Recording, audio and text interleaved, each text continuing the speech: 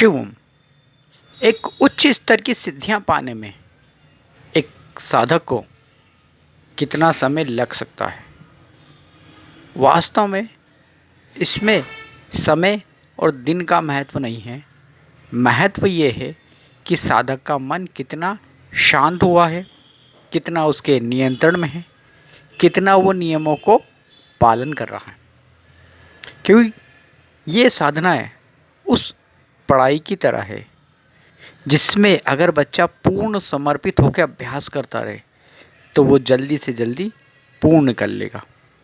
पर एक बच्चा सिर्फ औपचारिकता के रूप में करता जाए और हमेशा एक प्रश्न लगाए, साधना कब कंप्लीट होगी, कितने दिन लगते हैं, कब होगी कि नहीं होगी, मैं कर पाऊँगा या नहीं कर पाऊँगा, वह ये प्रश्न लेके बैठा रहता है अभ्यास में भी और अभ्यास के बाद भी।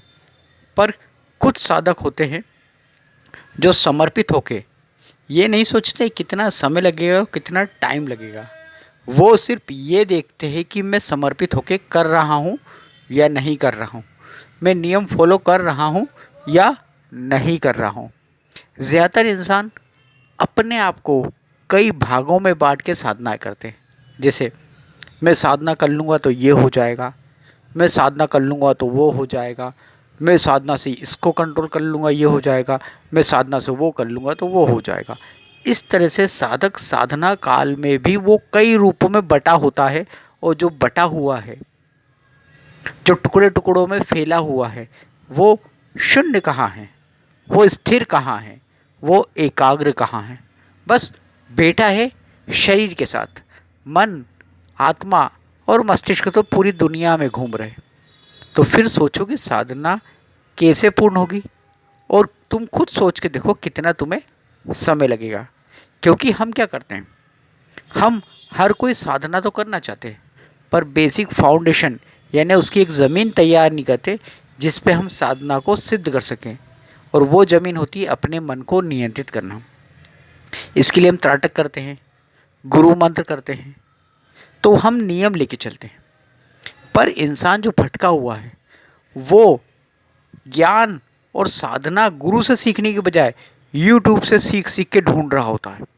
अच्छा, उस महाराज ने तो ये कहा कि बस एक अगरबत्ती लगा दो हो जाएगा, और एक महाराज ने कहा कि एक लोटा जल चढ़ाओ सब हो जाएगा, और एक महाराज ने तो सिर्फ नाम जप का बोला सब हो जाएगा। तो फिर ये गुरु महाराज तो साधना करा रहा है, कठोर जीवन जिला रहा है।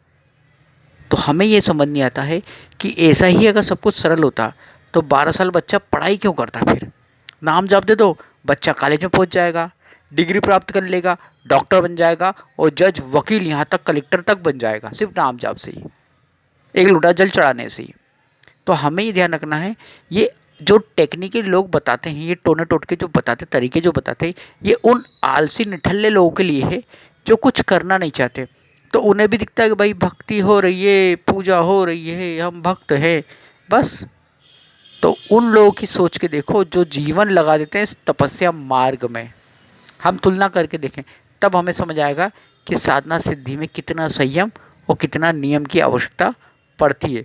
पर धीरे धीरे हम गुरु आशीर्वाद से भी उस चीज़ को पा सकते हैं।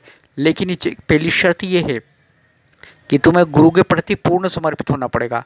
अलग अलग परंपराओं में अलग अलग लोगों की बातें सुन सुन के तुम कभी कोई साधना एक स्तर पे नहीं कर सकते हो। तुम्हें एक गुरु, एक नियम, एक पंथ और एक परंपरा लेके ही साधना करना पड़ेगी। शिवम।